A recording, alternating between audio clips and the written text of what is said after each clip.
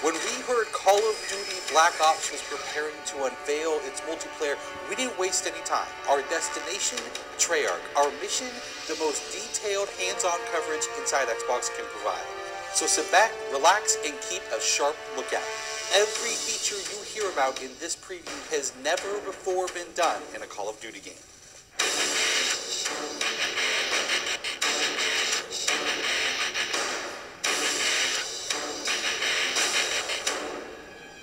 We begin where the multiplayer trailer for Black Ops left off, with theater mode.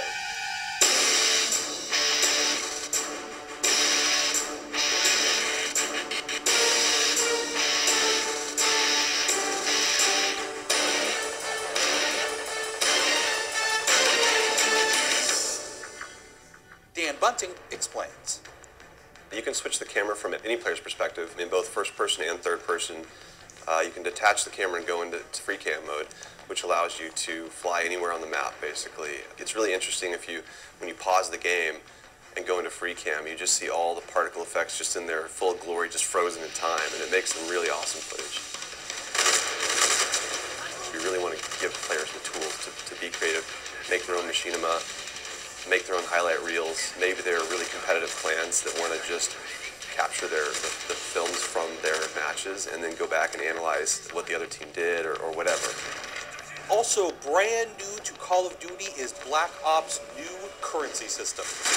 We put the currency system into Black Ops multiplayer principally because we felt like it'd be a very interesting way to engage with all the unlocks that you've been getting.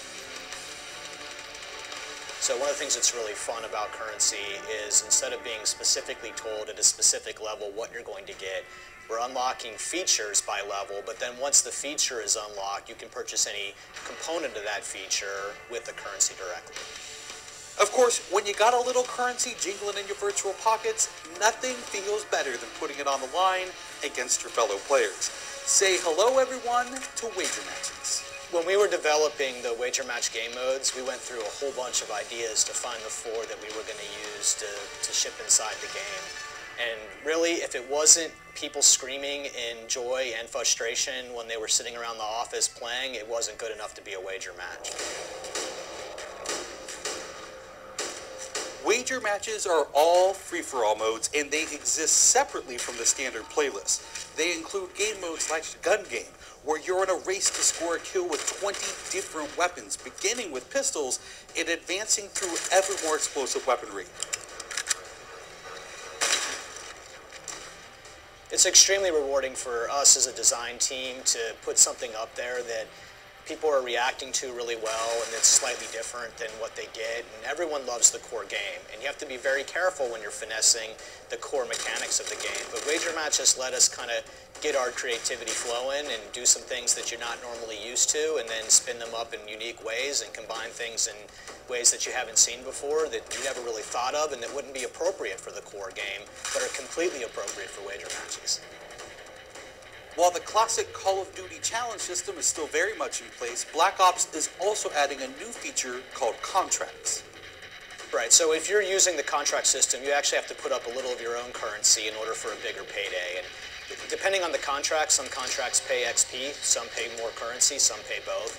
But they're all time limited and it's game time limited, so you have to go to work to accomplish that contract within the time period in order to get paid. It's different from the challenges, in so much that the challenges some players like to use very aggressively, and they map out their path through the challenge system in order to maximize their XP gains, in order to level faster. And then a whole nother set of players uses the challenges sort of passively. They're there, when you get them they feel good, but contracts gives you a way to directly engage with the content inside the game. It says, hey, I'm an SMG guy, I want SMG-based contracts, I'm going to chase my contracts, and I'm going to get paid. And that's fun. Another focus for Black Ops is player customization, including things like unlockable face paint, unique perk-specific character models, and a whole lot of weapon customization. We've been we stole the line from Full Metal Jacket, this is my weapon, this is my gun, and we're chanting that around the office as sort of our mantra for this feature. Originally it started with one of our designers he just made kind of an offhand comment one day where he said, you know, I really have a certain attachment to the weapon that's my favorite. I want to make that weapon mine, and that was all it took.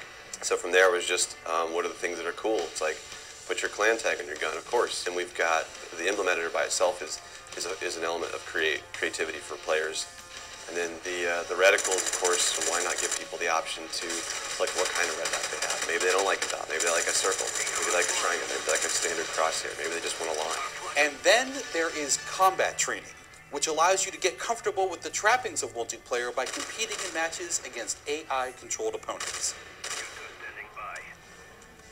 You know, it's our hope that combat training can convert people who are largely single-player gamers who might have, dabbled around in multiplayer but never made that leap to playing online, and give them kind of this experience where they can get familiar with the mechanics and features and systems that multiplayer has, but they can do so at their own pace, they can do so without someone screaming in their ear what a noob they are, and practice up and then join the competitive fold. Experienced players could use combat training to practice up on a particular weapon, a particular tactic, or a particular map. So we think it appeals to both audiences, but most directly, it was designed to help new players get into the mix.